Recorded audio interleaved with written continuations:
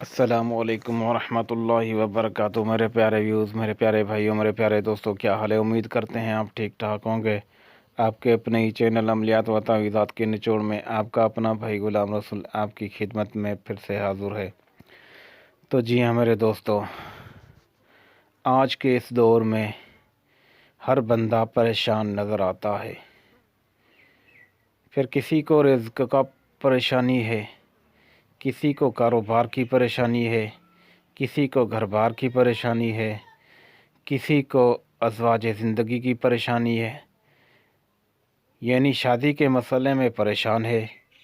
کسی کی شادی ہو نہیں رہی ہے، اگر کسی کی شادی ہو تو وہ اولاد کے مسئلے میں پریشان ہے۔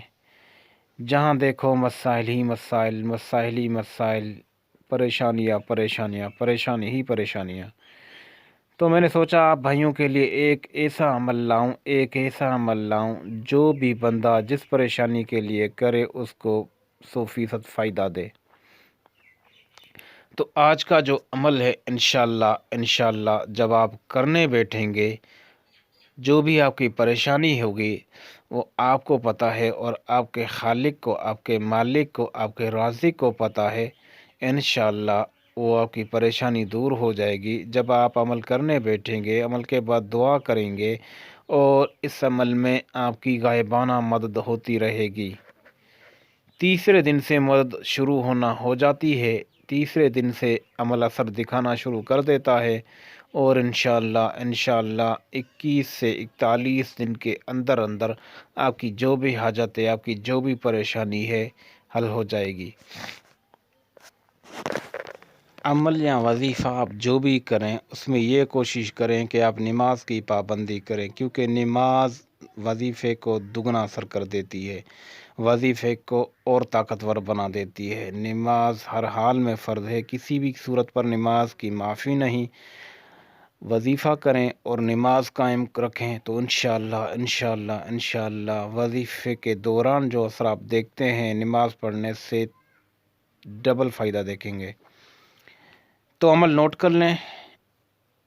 عمل یہ ہے، آپ پہلے تو اس کا یہ طریقہ ہے کہ تہجد کے ٹائم پہ اگر آپ کر لیتے ہیں تو سونے پہ سہاگا، ورنہ فجر کے بعد کر لیں، ورنہ عشاء کے بعد کر لیں۔ 3 ٹائم ہیں۔ پہلے اگر تہجد کے ٹائم آپ کر سکتے ہیں تو سونے پہ سہاگا ہے، پھر تو ہو ہی نہیں سکتا کہ آپ اس عمل کو کریں اور تہجد کے ٹائم کریں اور پریشانی آپ کے قریب ہو۔ ایسا تو ہو ہی نہیں سکتا، آپ کا مسئلہ حل ہو، ایسا تو ہو ہی نہیں سکتا کہ آپ کا مسئلہ حل نہ ہو۔ آپ تہجد کے ٹائم پہ پڑھیں اور آپ کو مسائل گھیریں، آپ کو پریشانیاں ہوں، ایسا ہو ہی نہیں سکتا۔ اگر آپ تہجد کے بعد نہیں کر سکتے تو فجر کے بعد کر لیں، فجر کے بعد نہیں کر سکتے تو عشاء کے بعد کر لیں۔ عمل یہ ہے، سورۃ یاسین آپ کو پڑھنی ہے مبین در مبین پہ، یعنی پہلے مبین پر آ کر آپ کو پلٹ جانا ہے، پھر دوسرے مبین پہ آ کر آپ کو پیچھے پلٹ جانا ہے، پھر تیسرے مبین پر پیچھے پلٹ جانا ہے، لیکن ہر مبین پر آپ کو سورہ کوثر پڑھنی ہے 129 دفعہ۔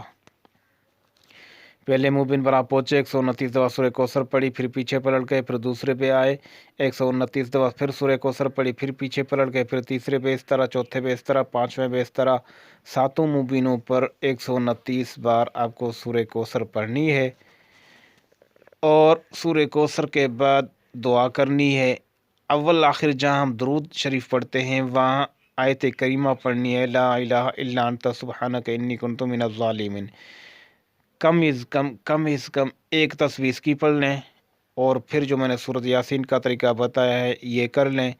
اول آخر درود شریف کو نہیں پڑھنا، آیت کریمہ کو پڑھنا ہے۔ اس سے عمل میں جلال آئے گا اور آپ کا عمل جلدی اثر کرے گا۔ امید ہے آپ میری بات سمجھ گئے ہوں گے۔ اگر پھر بھی آپ کو بات سمجھ میں نہیں آتے تو آپ معلوم کر سکتے ہیں۔ بس یہ عمل کیا کرنا ہے، اور پھر آپ کو کھلی آنکھوں سے مشاہدہ دیکھنا ہے۔ انشاءاللہ میری دعا ہے کہ ہر بندے کو اللہ تعالیٰ اس عمل کے کرنے کی توفیق عطا فرمائے، اور صحیح سمجھنے کی اور صحیح کرنے کی توفیق عطا فرمائے، اور جو بھی جس مسئلے کے لیے کرے اللہ تعالیٰ اس کو اس مسئلے میں کامیاب کرے۔ ملتے ہیں اگلی ویڈیو میں، تب تک کے لیے اللہ حافظ۔